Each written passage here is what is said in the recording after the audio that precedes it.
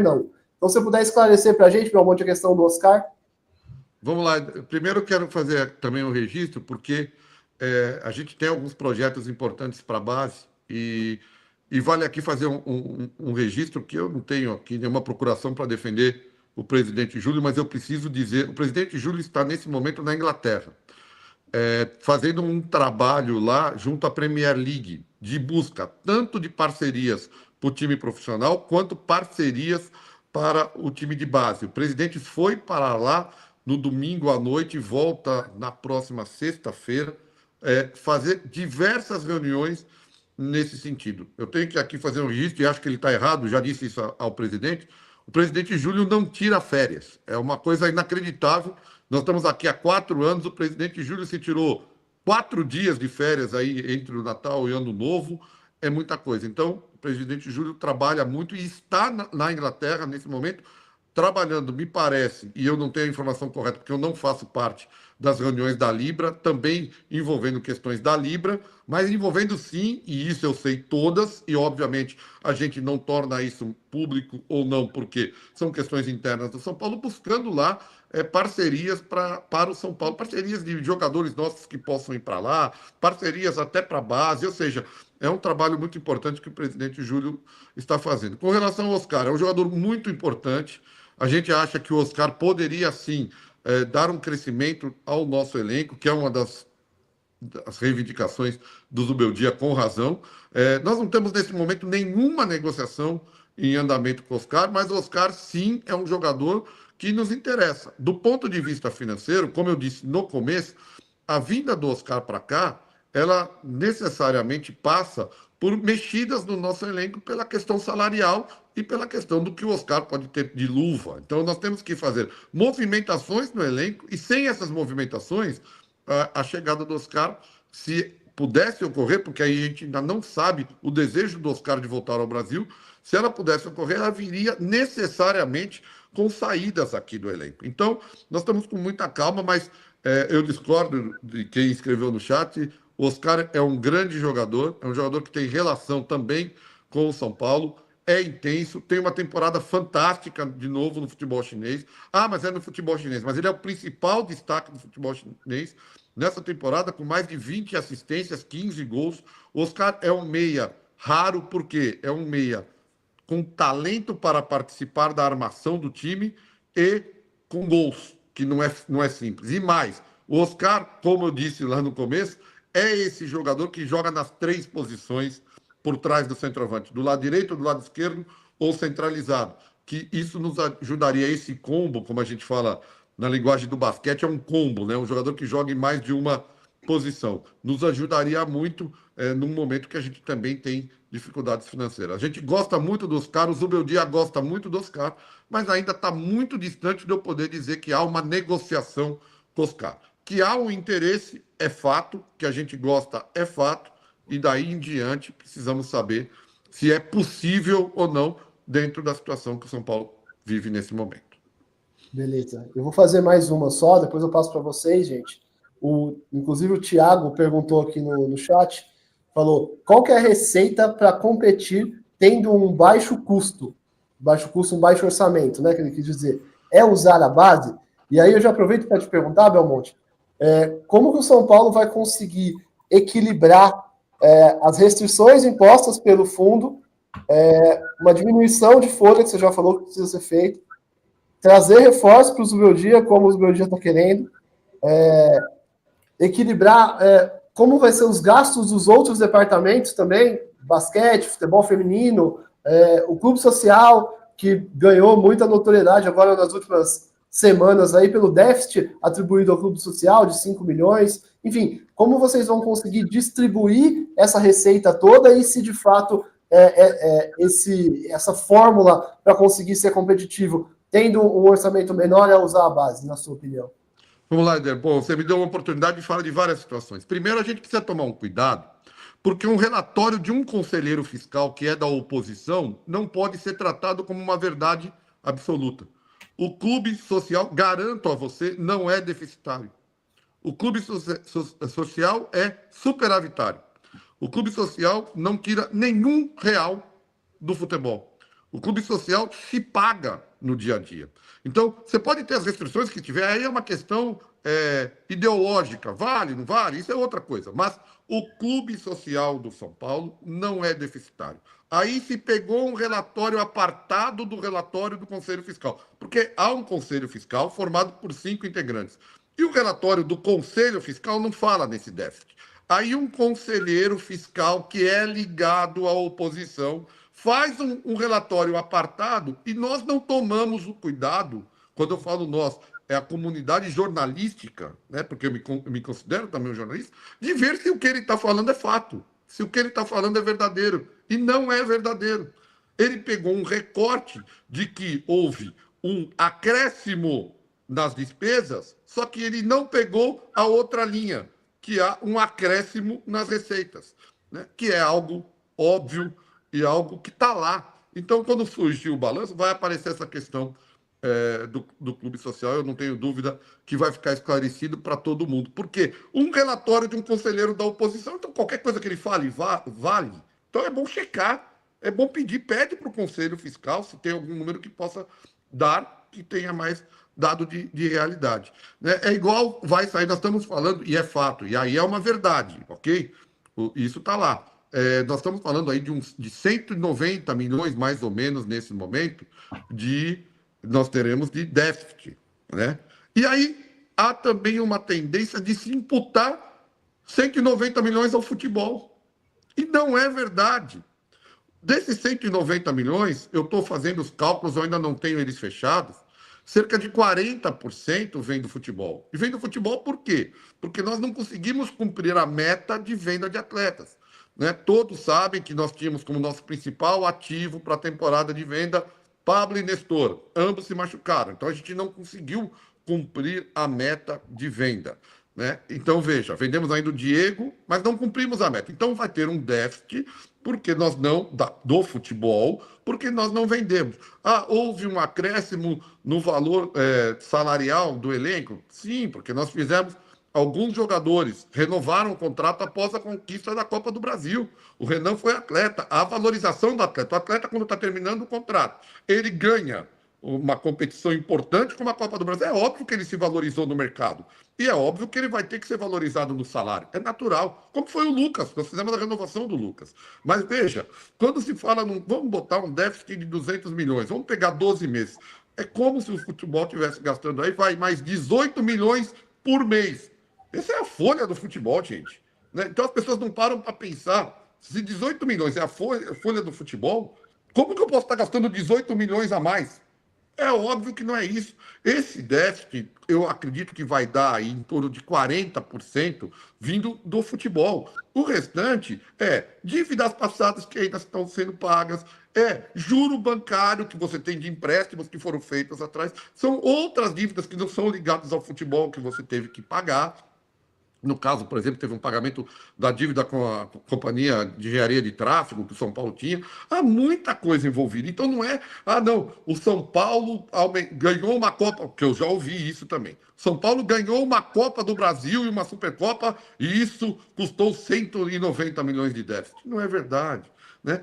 E eu ainda vou mostrar, eu estou pondo aqui o que é despesa. E as receitas? Quanto nós aumentamos da receita, por exemplo, de bilheteria, que esse time competitivo fez a média de 43 mil pessoas no estádio? Isso é aumento de receita. Quanto o marketing conseguiu arrecadar mais pelo título da Copa do Brasil? Isso é receita gerada pelo futebol. Então a gente tem que tomar um cuidado, porque a situação é difícil, mas ela está longe de ser insustentável. O presidente Júlio está fazendo um trabalho de redução da dívida, eu acho que é um trabalho importante, mas ele também sabe que não pode inviabilizar o futebol de São Paulo. Né? Porque senão, sem o futebol de São Paulo, se o São Paulo ano que vem não for competitivo, terminar em 15º, 14º, brigando para não cair, as receitas despencam, os nossos ativos, que são os atletas, não se valorizam, e o São Paulo não pode estar nessa situação. Então, sim, nós temos que continuar sendo competitivos. Não vai ser fácil como não foi até agora. Eu digo sempre, eu nunca tive aqui 3 milhões de dólares para comprar um atleta à vista. Tudo que eu fiz foi parcelado com empréstimo, trazendo jogadores. Aí a gente é criticado.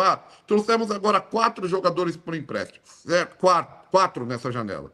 O Jamal, o Santi, o Marcos Antônio e o Juan. Eu sou muito claro, eu não tenho nenhuma dúvida de dizer o que eu penso. O Marcos Antônio já é uma realidade, um jogador muito útil no nosso elenco.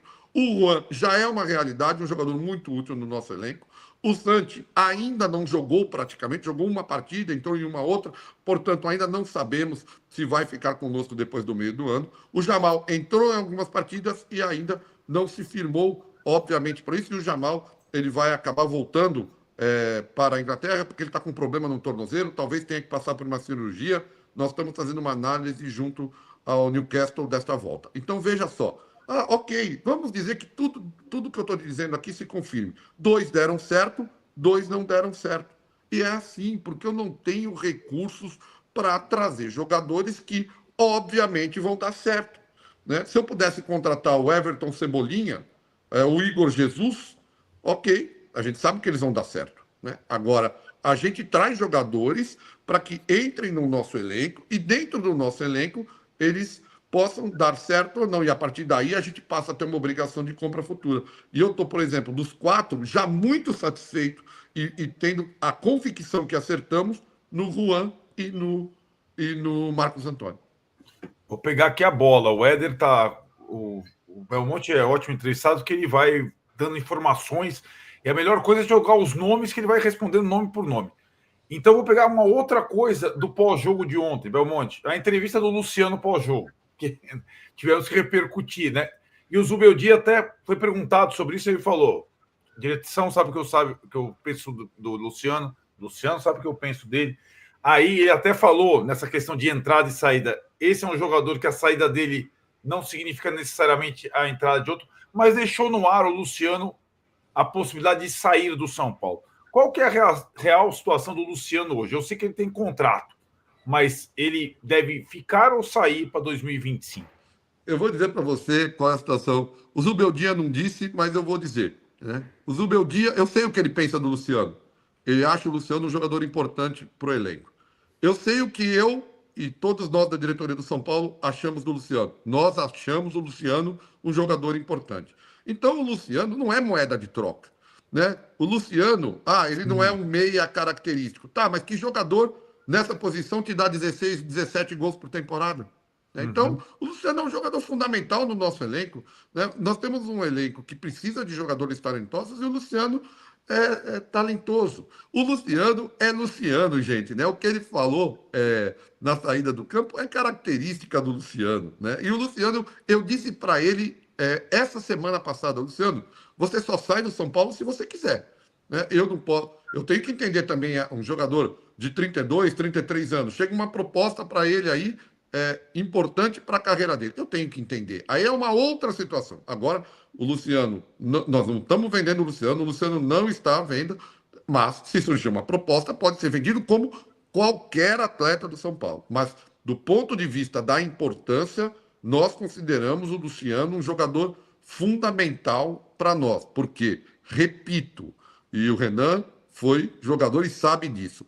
Um jogador que te entrega 16 gols por temporada sem ser centroavante, ele não pode ser descartado por ninguém. Aí ele pode ser adaptado. Ele não é um meia de criação. Ok, temos que adaptar ele no processo de jogo do time. Mas é um jogador que a gente acha fundamental para a temporada 25. O Éder está voltando. Renan, pode fazer a próxima pergunta, meu caríssimo. O Éder está de volta. Quer falar alguma coisa, Éder? Posso fazer a pergunta? Sobre o Monte, essas semanas, né, foi falado muito no nome do Wendel, lateral brasileiro que joga no futebol português, no Futebol Clube do Porto. Eu gostaria de saber como é que está a situação de negociação com esse jogador, já que é uma posição que há algum tempo a gente sofre com ela, né? Desde a saída do Caio, né? Aí o Wellington foi vendido. Eu gostaria de saber como é que está a situação desse jogador para a próxima temporada. Vamos lá, Renan. Primeiro, não me chama de senhor, Renan, porque tudo bem, eu já estou velho, mas você é meu ídolo, então fica ruim de você me chamar de senhor, né? Eu lembro de um jogo seu, que no meu caso é inesquecível, foi um jogo no antigo Palestra Itália. Né? Um jogo, talvez, na minha visão, a sua maior partida num jogo dificílimo. Cabeludinho. E fez uma partida extraordinária no Palestra Itália naquela vez, e eu tenho esse jogo muito na memória. O Wendel também é um jogo... É só uma educação, porque nesse jogo eu tinha 20 anos e chamava o senhor de senhor, então continuo. Eu estou muito mais velho, mas continua somente pela educação, só por isso. Mas era um jogo. Esse jogo é um jogo inesquecível, né? A gente sabia o quanto era difícil jogar no Palestra Itália, e você, menino de tudo, né?